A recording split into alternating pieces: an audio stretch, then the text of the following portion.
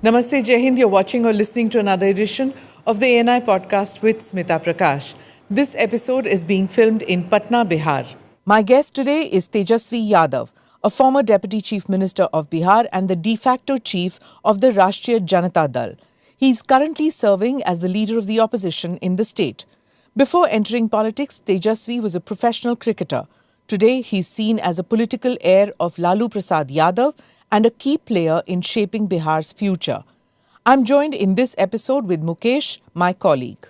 Tejasvi ji, congratulations pehle to. You become a father again, second time. What did it feel like? बहुत बहुत शुक्रिया.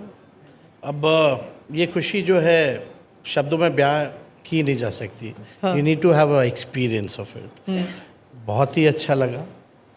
सब लोग माता पिता मेरे और बहनें वगैरह सब लोग थी और एक अलग ही खुशी का एहसास है जो शब्दों में बयां नहीं किया जा सकता.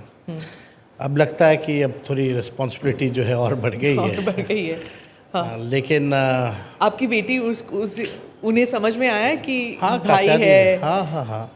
What was her reaction? Touchwood, she is very intelligent and she understands. और अभी तो I'll show you अलग से पिक्चर भी दिखा देंगे. अब तो गोद में लेती भी है उसको. Not yet jealous? No, not yet. Not yet. She understands that it's pro. Okay. हाँ, ममता बनर्जी आई थी कंग्रेचुलेट करने के लिए. उन्होंने क्या कहा आपसे? नहीं, असल में 9 महीने से मेरी वाइफ जो थी वो वहीं थी और हर महीने 1-2 दिन के लिए मैं जाता था. तो ममता जी ने पूछा तुम हर महीने तुम कलकत्ता आते हो, हमको बताते नहीं हो. तो obviously it was a private thing. तो मैंने उनको बताया कि ऐसी बात है. तो उन्होंने कहा था कि जब डिलीवरी होगी तो हमको ज़रूर इन्फॉर्म करना, मैं ज़रूर आऊँगी. तो I informed her and she came and she blessed my baby.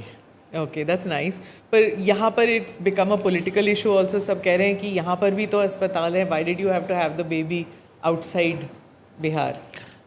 नहीं, ऐसा कोई अस्पताल को लेकर के नहीं, मतलब इसमें तो घर पे ही रहना पड़ता है. आप जानते हैं मैं भी बिज़ी रहता हूँ, मम्मी पापा भी बिज़ी रहते हैं और इस मोमेंट पे प्रेगनेंसी के टाइम में आपको 24 घंटे कोई एक देखने वाला जो है परिवार का वो चाहिए. तो my brother in law stage in Kolkata.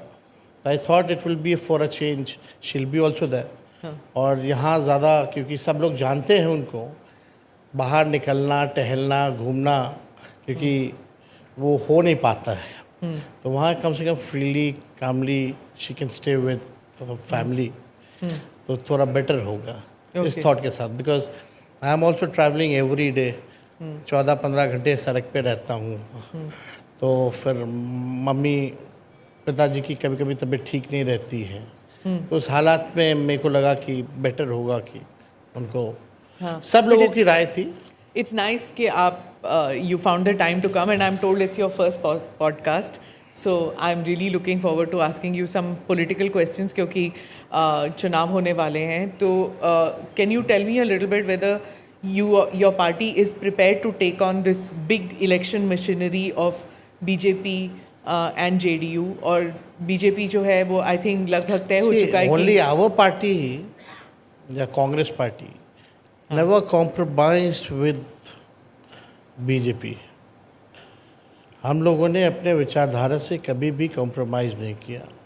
BJP और उनकी विचारधारा से हम लोगों ने हमेशा लड़ाई लड़ी है, कभी पीछे नहीं हटे. और ये चुनाव क्या, पिछला चुनाव में भी वी वर फुली रेडी.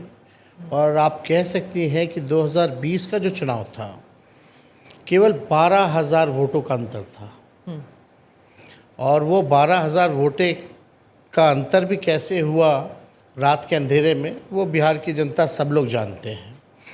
अभी भी चाहे कोई आए, ये चुनाव जो है एक परिवर्तन का चुनाव होने जा रहा है, बदलाव का चुनाव होने जा रहा है. जो व्यक्ति 2005 में पैदा हुआ आज वो 20 साल का हो गया है.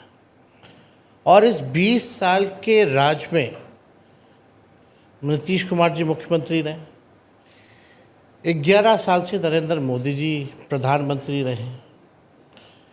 फिर भी नीति आयोग की रिपोर्ट में गरीबी में बिहार नंबर 1, बेरोजगारी में नंबर 1 है, पलायन सबसे अधिक बिहार में होता है, प्रति व्यक्ति आय सबसे कम बिहार में है, प्रति व्यक्ति निवेश सबसे कम बिहार में है, शिक्षा चिकित्सा में हम फिसड्डी हैं, लॉ एंड ऑर्डर अगर एनसीआरबी के आंकड़े देखें तो लगातार 2005 के बाद से अपराध बढ़े हैं।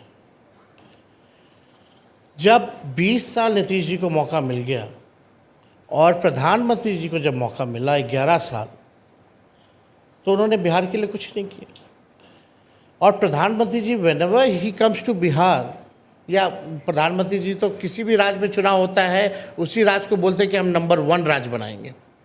अब पता नहीं दूसरा नंबर पे कौन रहेगा, तीसरे नंबर पे कौन रहेगा। प्रधानमंत्री जी आते हैं, कहते हैं हम चीनी मिल को शुरू करके इसी चीनी मिल का हम चाय पियेंगे। 11 साल हो गए, वी हैव बीन वेटिंग कि वो चीनी मिल कब चालू होगी और उस चीनी का चाय प्रधानमंत्री जी कब पियेंगे। प्रधानमंत्री जी कहते थे स्पेशल पैकेज देंगे, स्पेशल स्टेटस देंगे, कहाँ है? बिहार की जनता जानना चाहती है कि कहाँ है वो। जो बजट अभी निकला था वो तो कंप्लीट बिहार पैकेज था, बिना कहे कि ऑलरेडी कई चीज़ें जो पहले से चल रही हैं उन्हीं चीज़ों को, पुराना चीज़ों को ही अनाउंस किया गया। वो स्पेशल पैकेज में आप काउंट नहीं करेंगी। आप बताओ ना, बिहार के ही मंत्री हैं गिरिराज सिंह जी, कैबिनेट मिनिस्टर हैं, कपड़ा मंत्री है, टेक्सटाइल की जिम्मेवारी है, 9 टेक्सटाइल पार्क में से एक भी बिहार को क्यों नहीं मिला?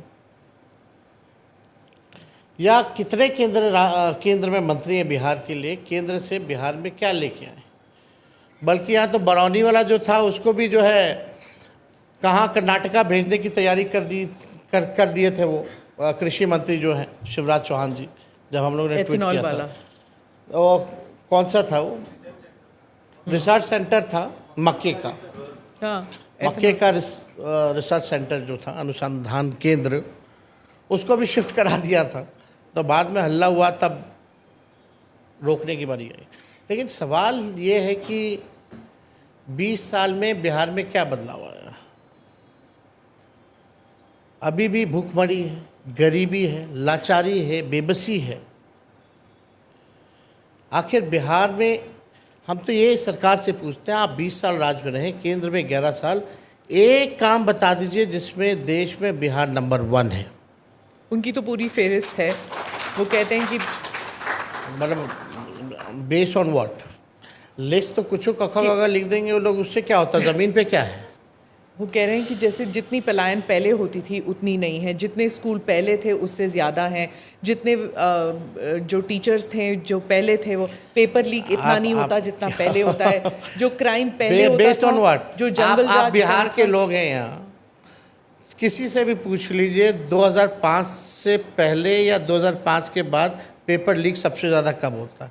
पहले कहाँ इतना खबर आता था पेपर लीक का? किस बेस पे बोल रहे हैं? There has to be some data ना, और एविडेंस। बिहार में कोई भी परीक्षा ऐसी हो जिसमें पेपर लीक ना हुआ हो, ये हमको बता दीजिए। वो केवल 17 महीने जब हमारी सरकार थी, और 5 लाख लोगों को नौकरी हम लोगों ने दिया। क्या कह रहे हैं वो कि स्कूलें बना दी, बिल्डिंग बने होंगे, लेकिन उसमें टीचर कहाँ है? टीचर तो हम आए हैं 17 महीने, तो 5 लाख टीचरों को नौकरी पे हम लोगों ने देने का काम किया, तब भरने का काम किया हम लोगों ने। अभी जो बच्ची जिसके साथ रेप हुआ और निर्मम हत्या कर दी गई, पीएमसीएच में उसको जगह नहीं मिली, 4 घंटे बाहर रही, उसकी मृत्यु हो गई, बल्कि कंडीशन ठीक थी, बच सकती थी। हम उसके परिवार के यहाँ गए, प्रधानमंत्री जी कहते हैं, मुख्यमंत्री कहते हैं सबको घर बना के दे दिया पक्का मकान, उसका घर तो झोपड़ी में था।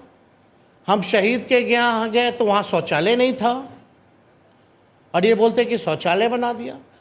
ये केवल ठगने का काम करते हैं। और मोदी जी से अच्छा कलाकार और झूठ बोलने वाला व्यक्ति इस देश में पैदा नहीं हुआ। काला धन लाएंगे, काला धन लाएंगे, 15-15 लाख रुपए खाते में देंगे, हर साल 2 करोड़ नौकरी देंगे। कहाँ है ये पर चीज़ें? अगर ऐसे, अगर आप कह रहे हैं कि मोदी जी झूठे हैं, तो फिर 3 बारी क्यों वो इलेक्शन जीते हैं? प्रोपेगेंडा, पन प्रोपेगेंडा।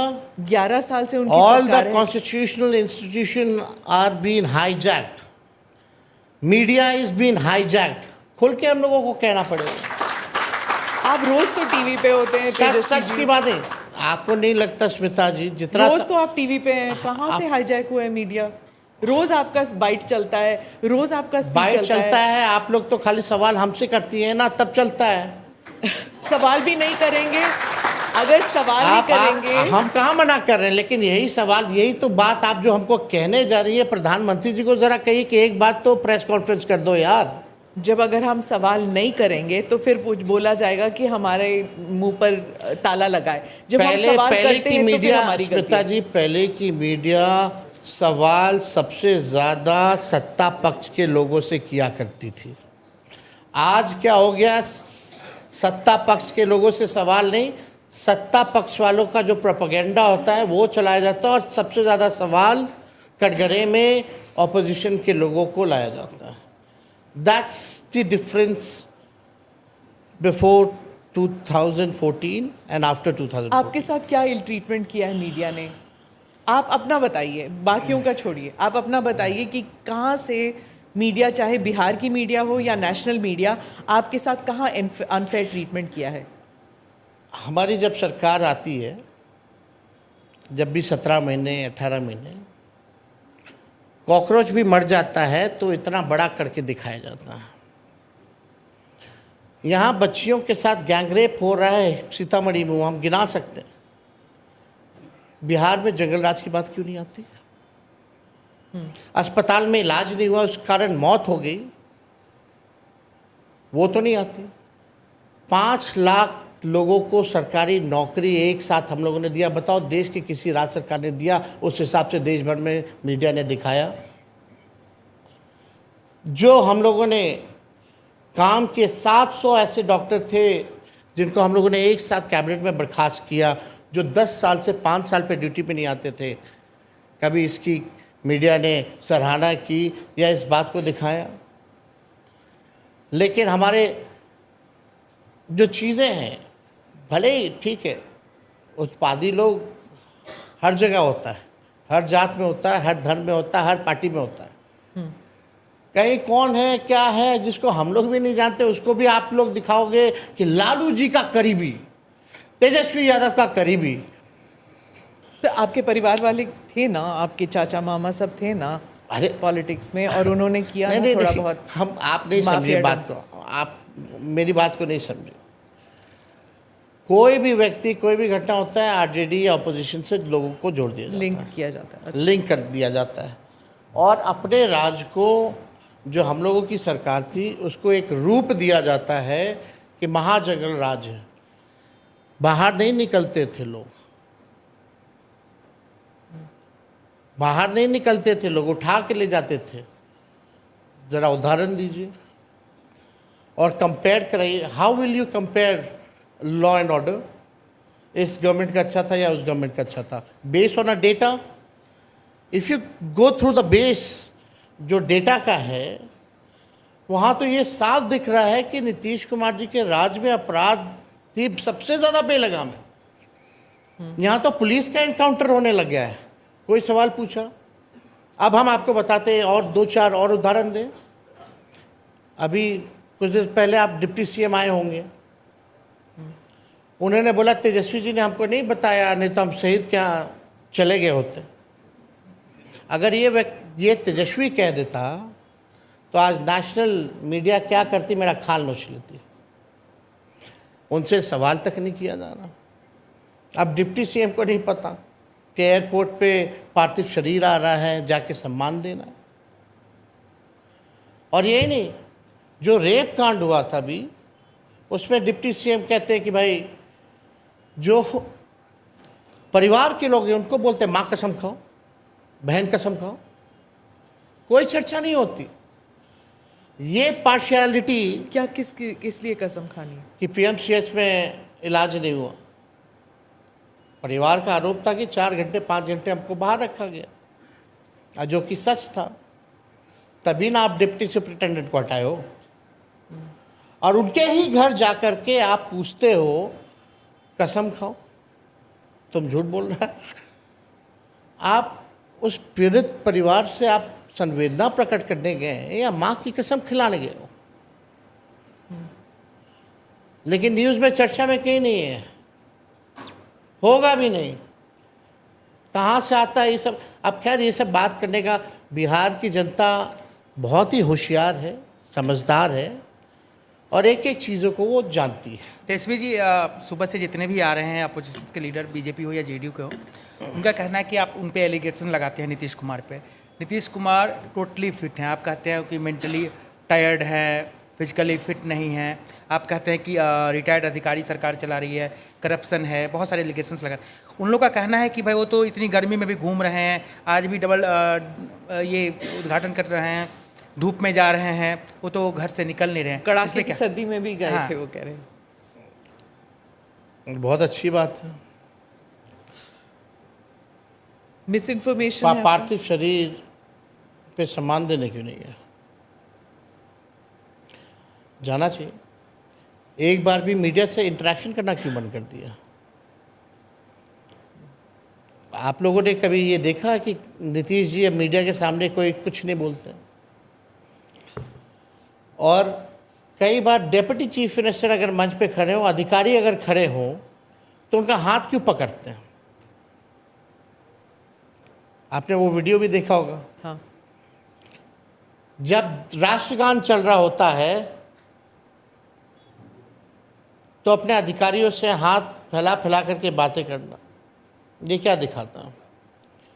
जब बापू महात्मा गांधी जी के जब सम्मान की बात आई थी, सलामी चल रहा था तो ताली मार रहे थे और सब लोग हाथ उनको बता रहा था नीचे करो नीचे करो।